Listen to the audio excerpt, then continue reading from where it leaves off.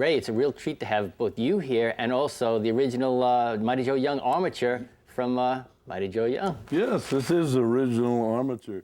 It was made by Cunningham, who did the projectors as well. And it's very beautifully made. It has little washers in it so that it doesn't ratchet, and you can move it inch by inch, or fraction by fraction. You want to take us through basically what stop motion is all about? What is the process that Well, the process is similar to the animated cartoon, only instead of a flat drawing, you have a three-dimensional model. But the big problem is to keep it synchronized. You have to keep the shoulders and the head all synchronized so that it'll look like it's alive and not just a puppet moving for the sake of moving, you know.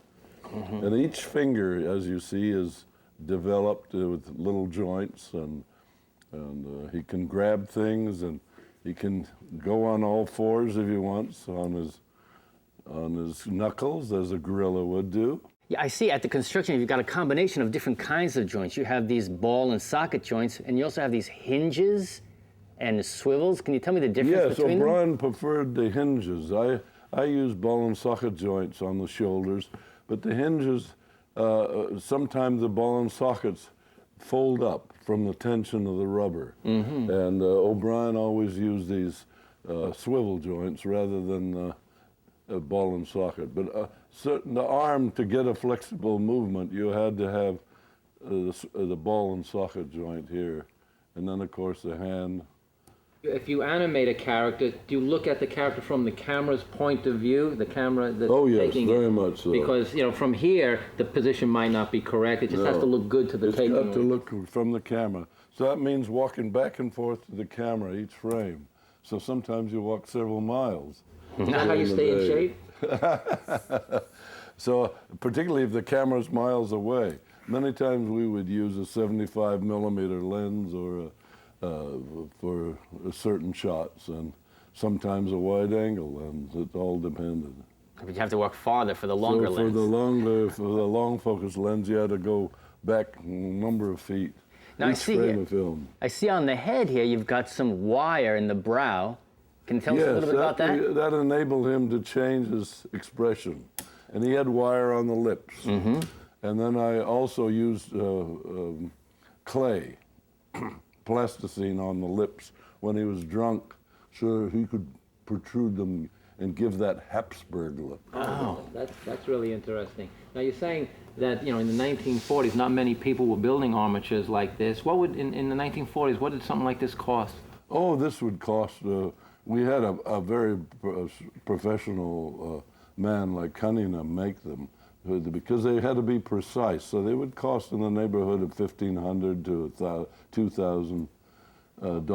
Now, how many were made for the picture? Well, we had 4 this size, and then we had one half the size, and then we had a small one for distant shots, so the camera wouldn't have to go so far back. Now, that means Marcel Delgado made 4, or 2 small ones, 4 large ones. Did he use molds? Or were each No, he didn't. He built them up individually. The molds came later when O'Brien and I worked on Animal World. They wanted to produce them much more rapidly. And that was the first time we used molds at that time. Okay, so they each had a different look. And I understand you chose one, and why? Yes. Well, Marcel built several versions of the gorilla. And there was one that he built that I fell in love with, I might say. And so I called it Jennifer, because they were shooting Lust in the Dust. What was it called? Duel in the Sun. They were shooting that at the same time, and we had to wait until they had their rushes viewed before we could view ours. And so in the projection room, we saw little Jennifer Jones's hand crawling over the rock as she was being shot. And I just had to identify this one particularly, so I called it Jennifer. I noticed in King Kong that his fur chattered quite a bit. And I noticed also in Mighty Joe Young, you were able to kind of control that a little bit more. Much less. The fur, yes. Well, George Lofgren devised a means of substituting the skin of a furry animal and taking it away and substituting rubber for it, and which was very helpful on this. And we used unborn calf. So the fur was embedded in a rubber hide. It was then. embedded in a rubber, and it didn't move as much. In Kong, they used rabbit fur, and every time you touch the model, the fur would move. And, but you rationalize that by saying that wind was blowing. Oh, absolutely. So then what color was Joe's fur? It was brown. It was brownish. He tried to match all the furs of the different models so they'd be the same. Now, we found that the rubber many times would pull on the jaw, and when you tried to open it with a ball and socket, it wouldn't stay. It would collapse. So we put a screw in it, and you had to take a Allen wrench and move it so the mouth would open. So this would then give you the incremental positions for the mouth by unscrewing this. Quiet. Now your the eye direction change. How was the eyes moved? Was there also a ball and socket thing, or was there? Well, we just had two doll's eyes and a socket, and then you take the eraser of a pencil and move them. Right. And you had to keep them in synchronization so he wouldn't look cross-eyed. Oh yeah, yes. And the blinks were achieved with clay? No, we had Marcel built little eyelids with wire. Wow. And we could close the eyelids at will. Oh, really? It took a lot of time, but it was necessary. I noticed this is such a big puppet. And I was wondering about the sets that you animated this character within. Were they large sets usually? Oh, well, they mostly rear projection. Okay.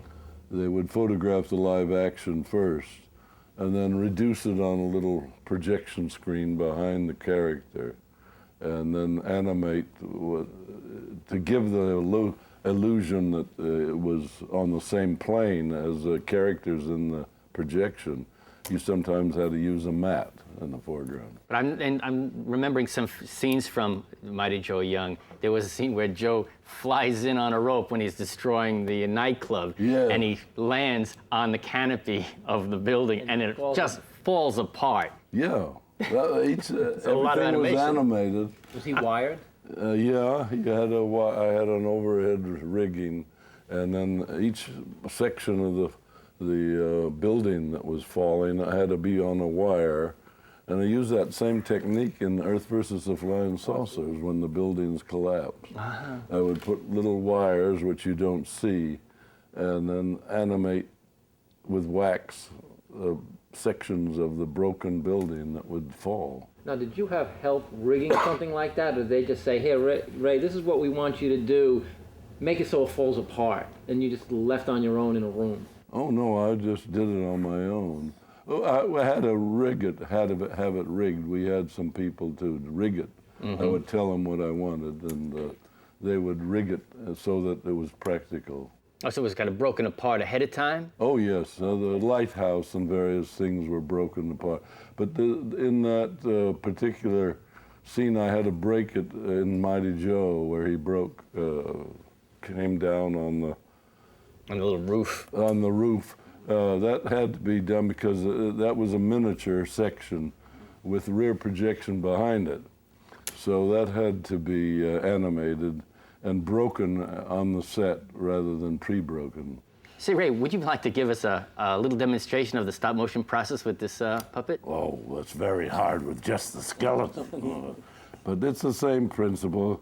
For example, if he's taking that pose, he wants to raise his hand, you step out and take this and take a picture.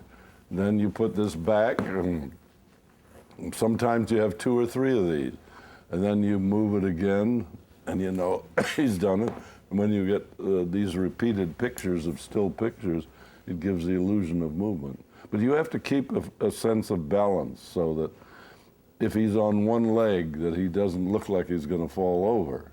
Oh, yes, and I do notice, I mean, you might move one appendage at a time, but then you're coordinating all of them to work in unison so that he's flexing and moving lifelike rather than a robot. Yes, very much so, and that comes with experience.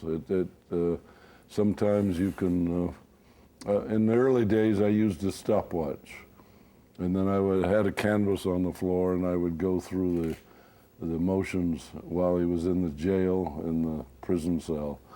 And because they were slow motions, knocking over the fruit off the stand and all that. And when he was drunk, I just imagined what I saw in early films of people who were, shall we say, inebriated. But it's more than an issue of just making it smooth. There's an issue of timing, where there'll be a movement and then a pause, then again another movement, and then things moving at different rates. The arm might move slower or faster than the legs. Well, the pauses are the most difficult because you can't just have them stop. You have to have just a slight movement so that it doesn't look like a dead puppet. So he stays alive? I call it a Zeus complex because the ancient Greeks used to think the gods manipulated their life down on the earth, and the gods were just big people, you know, looking down and saying, you go there and you go there, and this is your destiny. So perhaps I have a Zeus complex. I want to thank you for this great opportunity. I mean, to have you and Joe here at the same time is a real privilege for us. Well, it's an old time, and I'm happy to meet Joe again. Jennifer, hello. Thank you.